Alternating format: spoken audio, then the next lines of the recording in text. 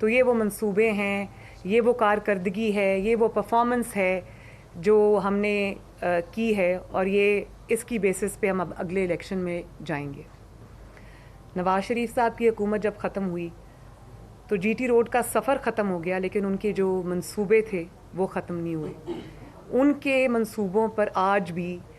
عمران خان بار بار اپنی جعلی تختیاں لگاتا ہے، لیکن ہم جب الیکشن میں گئے تھے تو ہم اپنی کارکردگی کی بنیاد پر گئے تھے، اور یہ حکومت بجائے اس کے کہ اپنی کارکردگی لے کر آتی، اپنی پرفارمنس لے کر آتی، اپنے منصوبے لے کر آتی، یہ حکومت ایک خط لے کر آ گئی، اور وہ بھی جعلی خط جس کا کوئی وجود نہیں ہے۔ میں آج یہ سوال کرنا چاہتی ہوں کہ وہ خط جس کو آپ نے چھپا کر طے لگا کر پتہ نہیں کون سی دراز میں رکھا ہوا ہے،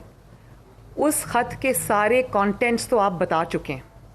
آپ نے یہ بھی بتا دیا کہ پوری اپوزیشن، بلکہ 197 ارکان جو ہیں اور اپوزیشن کی تمام پارٹیز جو ہیں وہ سازش میں شامل ہیں۔ آپ نے ان ممالک کے نام بھی لے دیے جو آپ کے خیال میں سازش میں شامل ہیں، اور آپ نے یہ بھی بتا دیا کہ کہاں بیٹھ کے سازش تیار ہوئی، سب کچھ آپ نے بتا دیا۔ تو وہ آپ نے خط کیوں نہیں دکھایا؟ خط کے تو سارے کانٹینٹس آپ نے خود بتا دیے عوام کو، تو وہ خط نہیں آپ نے دکھایا۔ وہ خط آپ نے اس لیے نہیں دکھایا کہ وہ خط سرے سے تھا ہی نہیں، اور وہ جو آپ جیب میں لے کے پھر رہے تھے اور آپ نے جلسے میں دکھایا تھا وہ ایک خالی کاغذ تھا۔ اگر اتنا ہی وہ خط تھا اور کوئی سازش تھی تو آپ کو سپریم کورٹ کے سامنے وہ خط کو رکھنا چاہیے تھا، پاکستانی قوم کو وہ خط دکھانا چاہیے تھا، اور جو شخص جس کا نام عمران خان ہے، چند دن کرسی سے چمٹے رہنے کے لیے پورے آئین کو کے اوپر خود کش حملہ کر سکتا ہے، پاکستان کا تمسخر بنا سکتا ہے، تماشا بنا سکتا ہے، آئین کو توڑ سکتا ہے، وہ یہ بات اگر کہے کہ میں نے اس لیے وہ خط نہیں دکھایا کہ قومی سلامتی کا مسئلہ تھا، تو مجھے تو ہنسی آتی ہے اس بات پہ۔ آئین توڑنا آپ کے لیے آسان ہے، لیکن خط دکھانا آپ کو مشکل لگتا ہے۔ میں آپ کو یہ بتانا چاہتی ہوں کہ وہ خط جو تھا